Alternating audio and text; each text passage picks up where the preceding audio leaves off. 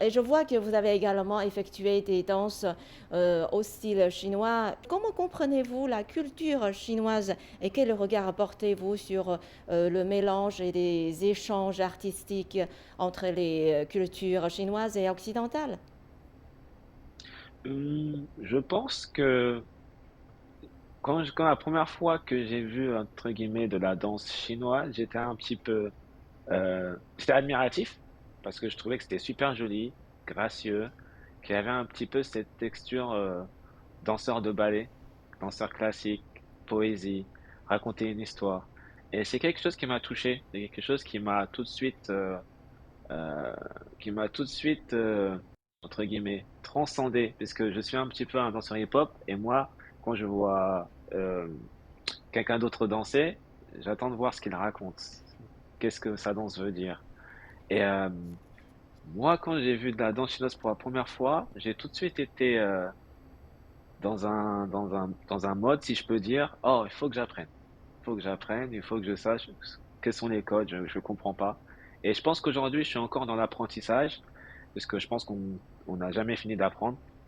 Et c'est quelque chose que j'essaie d'intégrer aujourd'hui dans ma danse, parce que nous, les danseurs, on essaie toujours d'évoluer, de créer quelque chose de nouveau. Donc je pense qu'aujourd'hui, la danse chinoise, c'est quelque chose d'unique, quelque chose de beau, que je conseillerais aussi à mes amis, à des gens autour de moi qui veulent apprendre quelque chose de nouveau et qui veulent l'intégrer dans leur danse.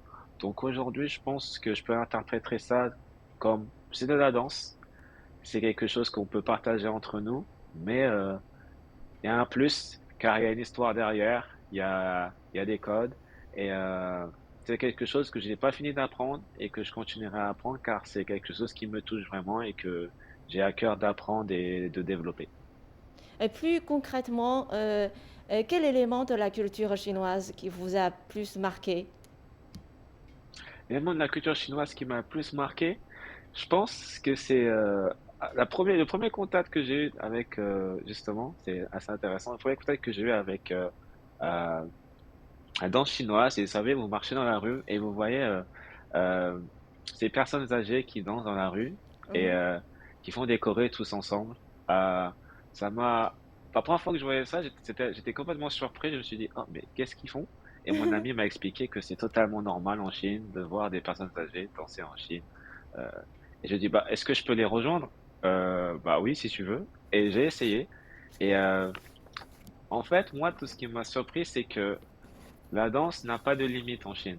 C'est-à-dire, peu importe ton âge, peu importe ton niveau, ce n'est pas une question de niveau, si tu es fort, si tu n'es pas fort. C'est seulement une question d'apprécier le moment sur le moment et d'essayer de suivre, bien sûr, et de, d'avoir ce contact avec les autres tout en ayant son style de danse. Et pour moi, ça m'a tout le temps surpris.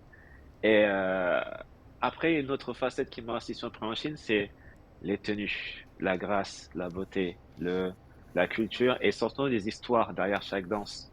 C'est ce qui m'a, c'est ce qui est assez beau. C'est, en fait, quand je vois de la danse chinoise, j'ai l'impression de regarder un film. Mhm.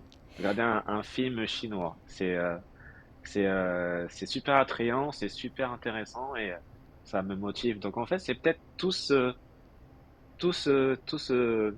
on va dire, tout ce pack, entre guillemets, de les histoires, les légendes, les tenues, les traditions qui me poussent justement à regarder et apporte cet intérêt un petit peu à mon amour pour cette danse chinoise que je développe de jour en jour. Et je pense que c'est quelque chose de très intéressant.